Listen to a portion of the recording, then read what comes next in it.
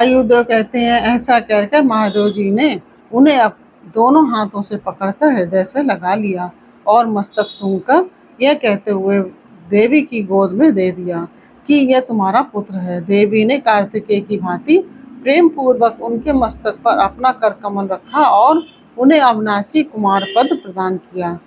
क्षीर सागर ने भी साकार रूप धारण करके उनके हाथ में अनस्वर पिंड रूप स्वादिष्ट दूध समर्पित किया। ओम नमः शिवाय। कैसे हैं आप लोग? ईश्वर कृपा से आप सब अच्छे होंगे। ईश्वर सब पे कृपा बनाए रखे, सबका कल्याण करे। आज मैं बताने जा रही हूँ श्री शिव महापुराण की वायवी संहिता पूर्व खंड अध्याय नंबर 35 नंबर। भगवान शंकर का इंद्र रूप धारण करके उपमन्यु के भक्ति भाव की परीक्षा लेना, उन्हें क्षीर सागर आदि देकर बहुत से वर देना और अपना पुत्र मानकर पार्वती के हाथ में सौंपना, कृतार्थ हुए उपमन्यु का अपनी माता के स्थान पर लौटना। ओम नमः शिवाय, ओम नमः शिवाय, हर हर भोले नमः शिवाय, गंगाधराय शिवे गंगाधराय, हरि हर भोले नमः शिवाय, नमः शिवाय, ओम नमः शिवाय, नमः शिवाय, ओम नमः शिवाय, ओम नमः शिवाय। तदंतर भगवान विष्णु के अनुरोध करने पर श्री शिव जी ने पहले इंद्र का रूप धारण करके उपमन्यु के पास जाने का विचार किया। फिर श्वेत ऐरावत पर आरूढ़ हो स्वयं देवराज इंद्र का शरीर ग्रहण करके भगवान सदाशिव देवता, असुर, सिद्ध और बड़े बड़े नागों के साथ उपमन्यु मुनि के तपोवन की ओर चले। उस समय वह ऐरावत दाई सूर में चवर लेकर सची सहित दिव्य रूप वाले देवराज इंद्र को हवा कर रहा था और बाई सूंड में श्वेत छत्र लेकर उन पर लगाए जा रहा था। इंद्र का रूप धारण किए उमा सहित भगवान सदाशिव उस श्वेत छत्र से उसी तरह सुशोभित हो रहे थे जैसे उदित हुए पूर्ण चंद्रमंडल से मंदराचल शोभायमान होता है। इस तरह इंद्र के स्वरूप का आश्रय ले परमेश्वर शिव उपमन्यु के उस आश्रम पर अपने उस भक्त पर अनुग्रह करने के लिए जा पहुंचे। इंद्र रूपधारी परमेश्वर शिव को आया देखकर मुनियों में श्रेष्ठ उपमन्यु मुनि ने मस्तक झुकाकर प्रणाम किया और इस प्रकार कहा, देवेश्वर जगन्नाथ भगवान देव शिरोमणि, आप स्वयं यहाँ पधारे हैं, इससे मेरा यह आश्रम पवित्र हो गया। इंद्र रूपधारी ईश्वर शिव बोले कि उत्तम व्रत का पालन करने वाले धौम्य के बड़े भैया मैं महामुने उपमन्यु, मैं तुम्हारी इस तपस्या से बहुत संतुष्ट हूँ। तुम वर मांगो, मैं तुम्हें संपूर्ण अभीष्ट वस्तुएं प्रदान करूंगा। वायु देवता कहते हैं कि उन इंद्रदेव के ऐसा कहने पर उस समय मुनि प्रवर उपमन्यु ने हाथ जोड़कर कहा, भगवान, मैं भगवान शिव की भक्ति मांगता हूँ। यह सुनकर इंद्र ने कहा कि क्या तुम मुझे नहीं जानते? मैं समस्त देवताओं का पालक और तीनों लोकों का अधिपति इंद्र हूँ। सब देवता मुझे नमस्कार करते हैं। ब्रह्म से मेरे भक्त हो जाओ, सदा मेरी ही पूजा करो, तुम्हारा कल्याण हो। मैं तुम्हें सब कुछ दूंगा। निर्गुण रुद्र को त्याग दो, उस निर्गुण रुद्र से तुम्हारा कौन सा कार्य सिद्ध होगा जो देवताओं की पंक्ति से बाहर होकर पिशाच भाव को प्राप्त हो गया है। वायु देवता कहते हैं, यह सुनकर पंचाक्षर मंत्र का जप करते हुए वह मुनि उपमन्यु इंद्र को अपने धर्म में विघ्न डालने के लिए आया हुआ जानकर बोले। उपमन्यु ने कहा, यद्यपि तुम भगवान शिव की निंदा पर तत्पर हो, तथापि इसी प्रसंग में परमात्मा महादेव जी की निर्गुणता बताकर तुमने स्वयं ही उनका संपूर्ण महत्व स्पष्ट रूप से कह दिया। तुम नहीं जानते कि भगवान रुद्र संपूर्ण देवेश्वरों के भी ईश्वर हैं, ब्रह्मा विष्णु और महेश के भी जनक हैं तथा प्रकृति से परे हैं। ब्रह्मवादी लोग उन्हीं को सत असत व्यक्त अव्यक्त तथा नित्य एक और अनेक कहते हैं। अतः मैं उन्हीं से वर मांगूंगा। जो युक्तिवाद से परे है तथा सांख्य और योग के सारभूत अर्थ का ज्ञान प्रदान करने वाले हैं। तत्वज्ञानी पुरुष उत्कृष्ट जानकर उनकी उपासना करते हैं। उन भगवान शिव से ही मैं वर मांगूंगा। देवाधम दूध के लिए मेरी जो इच्छा है वह यूं ही रह जाए, परंतु शिव शास्त्र के द्वारा तुम्हारा वध करके मैं अपने इस शरीर को त्याग दूंगा। वायु देवता कहते हैं, ऐसा कहकर स्वयं मर जाने का निश्चय करके उपमन्यु दूध की भी इच्छा छोड़कर इंद्र का वध करने के लिए उद्यत हो गए। उस समय अघोर अस्त्र से अभिमंत्रित घोर भस्म को लेकर मुनि ने इंद्र के उद्देश्य को छोड़ दिया और बड़े जोर से सिंहनाद किया।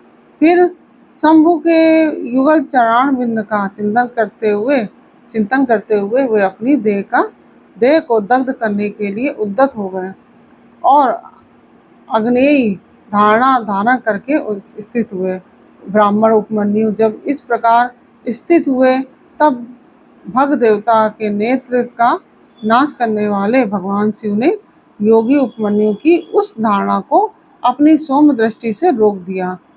उनके छोड़े हुए उस अघोरास्त्र को नंदीश्वर की आज्ञा से शिव वल्लभ नंदी ने बीच में ही पकड़ लिया। तत्पश्चात परमेश्वर भगवान शिव ने अपने बालेंदु शेखर रूप को धारण कर लिया और ब्राह्मण उपमन्यु को उसे दिखाया। इतना ही नहीं, उस प्रभु ने उस मुनि को सहस्त्रों क्षीर सागर, सुधा सागर, दधि आदि के सागर, घृत के समुद्र, फल संबंधी रस के समुद्र तथा भक्ष्य भोज्य पदार्थों के समुद्र का दर्शन कराया और कुओं का पहाड़ खड़ा करके दिखा दिया। इसी तरह देवी पार्वती के साथ महादेव जी वहाँ वृषभ पर आरूढ़ दिखाई दिए। वे अपने गणाध्यक्षों तथा त्रिशूल आदि दिव्यास्त्रों से घिरे हुए थे। देवलोक में दुंदुभियां बजने लगी, आकाश से फूलों की वर्षा होने लगी तथा विष्णु ब्रह्मा और इंद्र आदि देवताओं से दसों दिशाएं आच्छादित हो गईं। उस समय उपमन्यु आनंद सागर की लहरों से घिरे हुए थे। वे भक्ति विनम्र चित्त से पृथ्वी पर दंड की भांति पड़ गए। इसी समय वहां मुस्कुराते हुए भगवान शिव ने यहाँ आओ कहकर उन्हें बुलाया और उनका मस्तक सूंघकर अनेक वर दिए। शिव बोले, वत्स, तुम अपने भाई बंधुओं के साथ सदा इच्छा अनुसार भक्ष्य भोज पदार्थों का उपभोग करो, दुख से छूटकर सर्वथा सुखी रहो। तुम्हारे हृदय में मेरे प्रति भक्ति सदा बनी रहे। महाभाग उपमन्यु, ये पार्वती देवी तुम्हारी माता है। आज मैंने तुम्हें अपना पुत्र बना लिया और तुम्हारे लिए क्षीर सागर प्रदान किया। केवल दूध का ही नहीं, मधु, दही, अन्न, घी, भात और फल आदि के रस का भी समुद्र तुम्हें दे दिया है। ये कुओं के पहाड़ तथा भक्ष्य भोज पदार्थों के सागर मैंने तुम्हें समर्पित किए। महामुने, ये सब ग्रहण करो। आज से मैं महादेव तुम्हारा पिता हूँ और जगदम्बा उमा तुम्हारी माता है। मैंने तुम्हें अमृत तथा गणपति का सनातन प्रदान किया है। अब तुम्हारे मन में जो दूसरी अभिलाषाएं हो, उन सबको तुम बड़ी प्रसन्नता के साथ वर के रूप में मांगो। मैं संतुष्ट हूँ, इसलिए वह सब दूंगा। इस विषय में कोई अन्यथा विचार नहीं करना चाहिए। वायुदेव कहते हैं कि ऐसा कहकर महादेव जी ने उन्हें दोनों हाथों से पकड़कर हृदय से लगा लिया और मस्तक सूंघकर यह कहते हुए देवी की गोद में दे दिया कि यह तुम्हारा पुत्र है।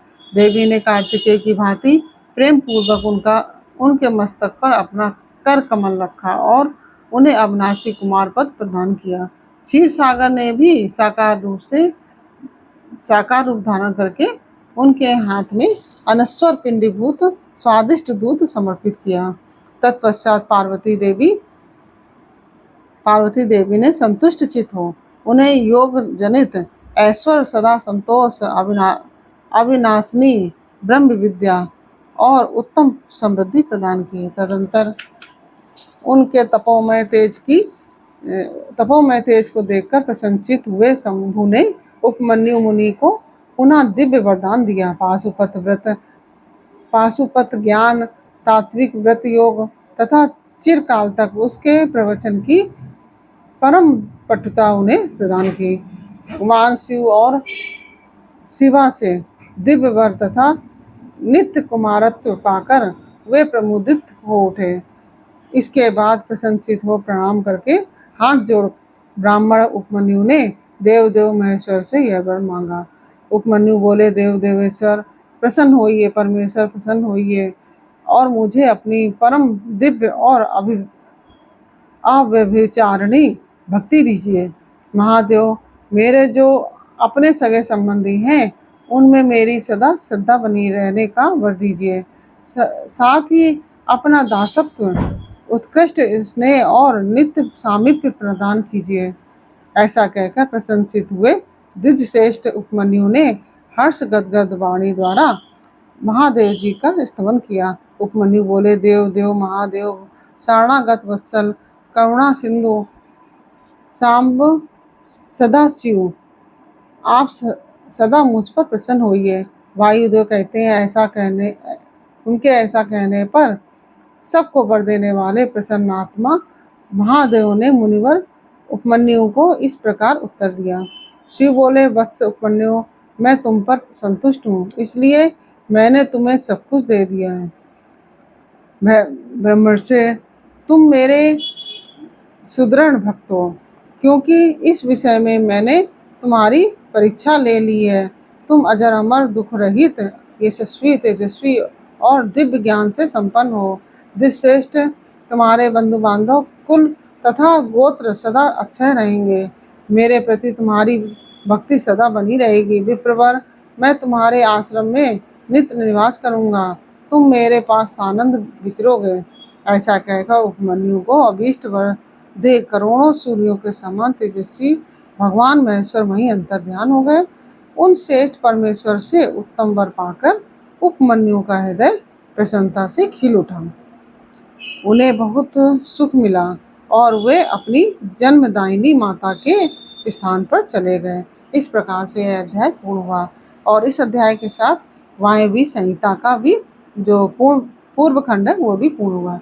और यह पूरी वायव्य संहिता आपको कैसी लगी और यह अध्याय कैसा लगा, यह मुझे कमेंट बॉक्स में अवश्य बताइए। अच्छा लगा हो तो वीडियो को लाइक शेयर अवश्य कीजिए और कमेंट में ओम नमः शिवाय अवश्य लिखिए। और यदि आपने हमारे चैनल को सब्सक्राइब नहीं किया तो प्लीज़ हमारे चैनल को सब्सक्राइब कर लीजिए और बेल आइकन बटन अवश्य दबा दीजिए, जिससे कि हमारे आने वाले सारे वीडियोस आपको प्राप्त हो सके। फिर मिलते हैं आपसे अगले अध्याय के साथ अगले वीडियो में। तब तक के लिए ओम नमः शिवाय। राधे राधे।